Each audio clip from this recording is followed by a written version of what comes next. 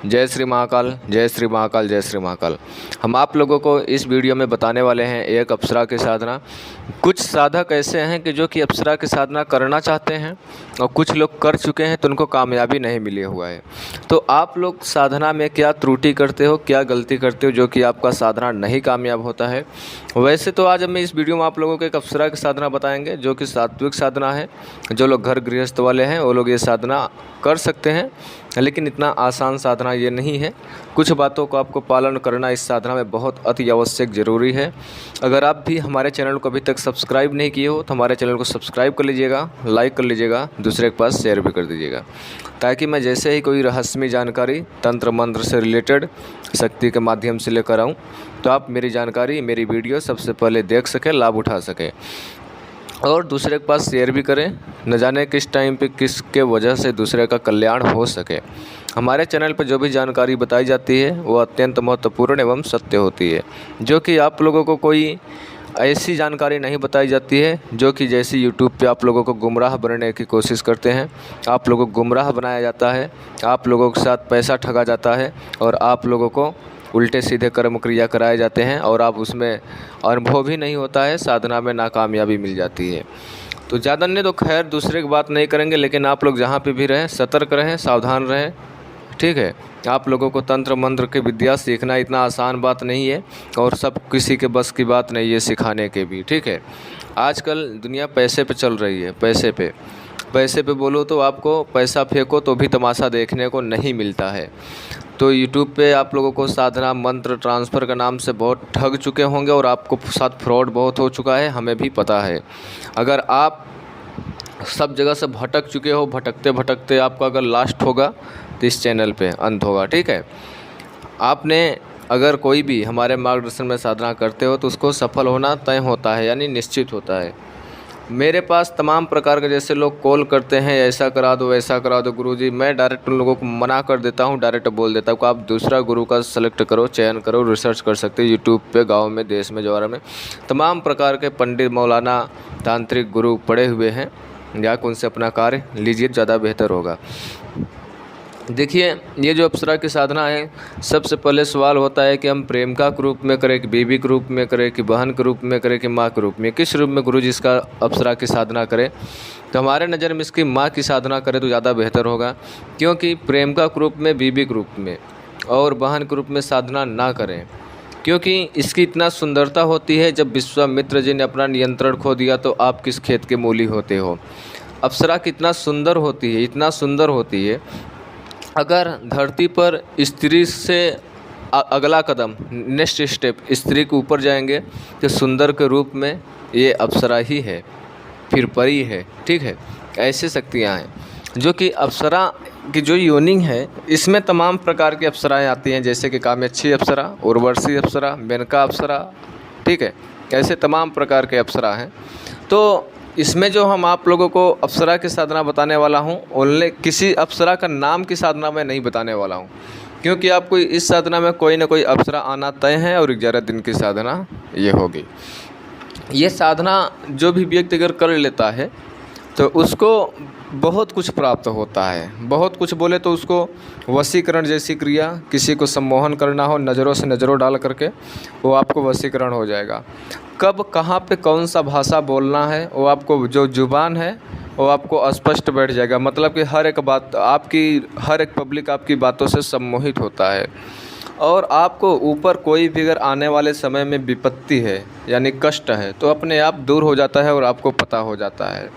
दूसरे व्यक्ति को अगर कुछ बारे में जानकारी जानना चाहते हो, उसके बारे में कुछ आप अर्जी लगाना चाहते हो, वो कहाँ से आया है, क्या कैसे है, उसका विद्वान अच्छा आदमी है कि बुरा आदमी है कि धोखेबाज है, कैसा है, उसके बारे में आप जान सकते हो। और आपके शरीर पे इतना अत्यधिक चमक उत्तेज प्राप्त हो जाता है जैसे कि आपकी शरीर पूर्ण रूप से कोमल बदन बन जाती है, कायाकल्प पकड़ लेती है। और प्लस उसके साथ साथ आपको कुछ आभूषण भी ये प्रदान करती है। आभूषण बोले गोल्ड हो गया, सिल्वर हो गया, डायमंड हो गया, ऐसे, ठीक है। और ये साधना जो है, जो भी व्यक्ति करता है वो कम से कम तो 15 साल 16 साल का ऊपर का व्यक्ति होगा तो ज़्यादा व्यक्ति, नहीं तो 18 साल का ऊपर हो, कम एज वाले ये साधना ना करें।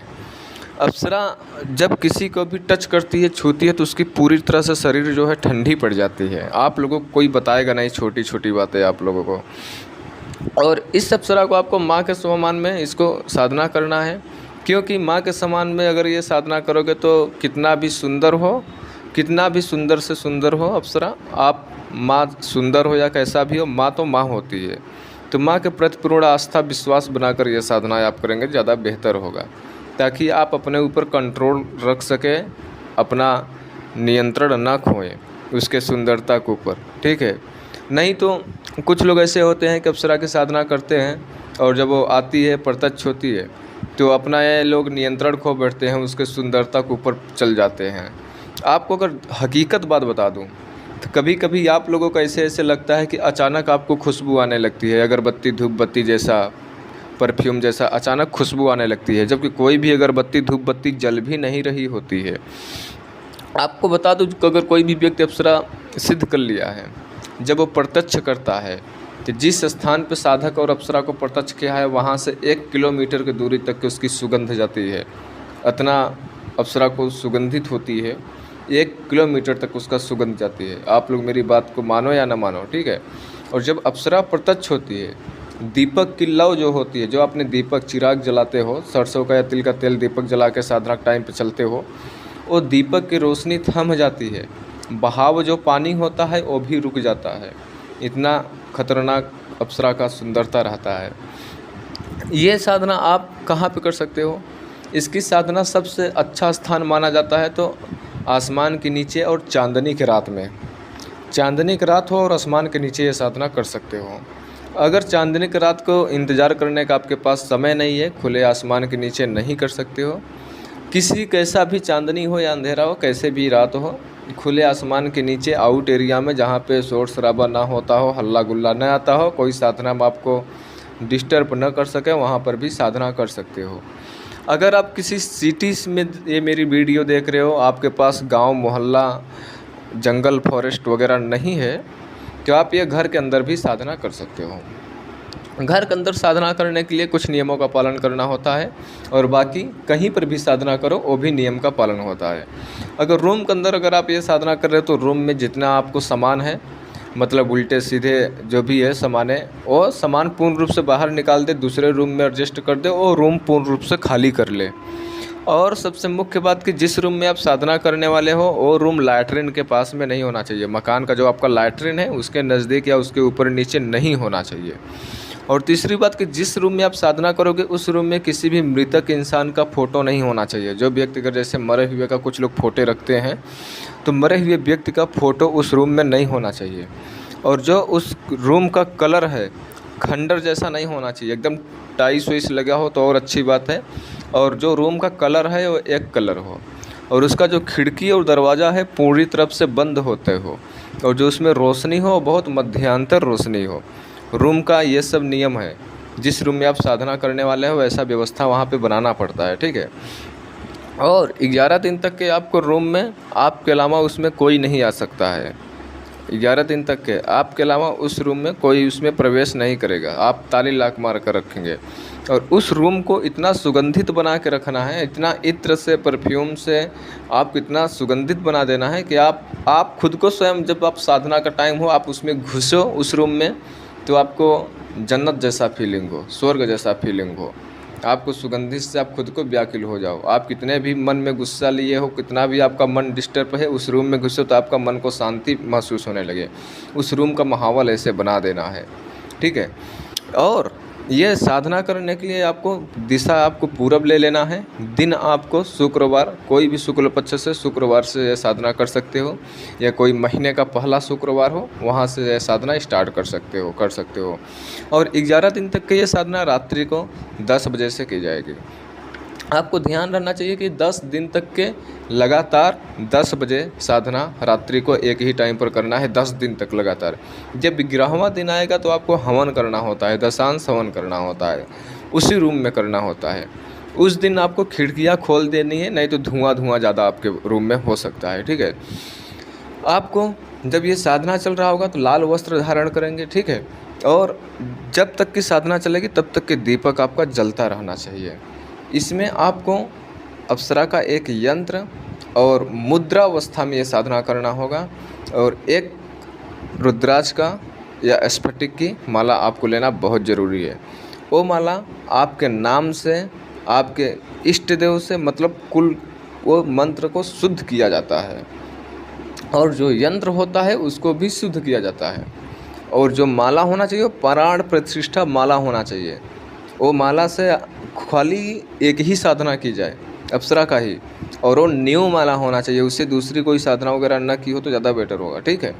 और जो एक नया माला लोगे वो आपके नाम से, वो प्राण प्रतिष्ठक होने चाहिए, शुद्ध संस्कारित माला होना चाहिए, तभी उसी माला से आपको मंत्र जाप करना है। मंत्र की जो संख्या होगा आपको 11 माला होगा। 11 माला आपको रात्रि 10 बजे से स्टार्ट करना है। जब आप ये साधना कर रहे होंगे तो आपको अनुभव इसमें तो बहुत तमाम प्रकार के होते हैं। अनुभव आपको ऐसा होगा कि जब आप जिस रूम में साधना कर रहे हो, नॉर्मल साधना कर रहे हो, ये सात्विक साधना है, इसमें भोग में आपको मीठा रखना होगा, ठीक है। और एक सुंदर स्त्री का फ़ोटो भी रख सकते हो, अप्सरा का फ़ोटो मान करके, माँ के स्वरूप, ठीक है। एक माँ का समान मान लेना है, और एक सुंदर से सुंदर गूगल से फ़ोटो निकाल करके वो फ़ोटो तस्वीर भी निकाल लेना है, और यंत्र के ऊपर उस तस्वीर को बनवा कर जो लाया है आपने उसको रखना है। दीपक जला देना है और वस्त्र धारण कर लेना है, और आपको कोई इसमें रक्षा घेरा वगैरह लगाने की ज़रूरत नहीं है।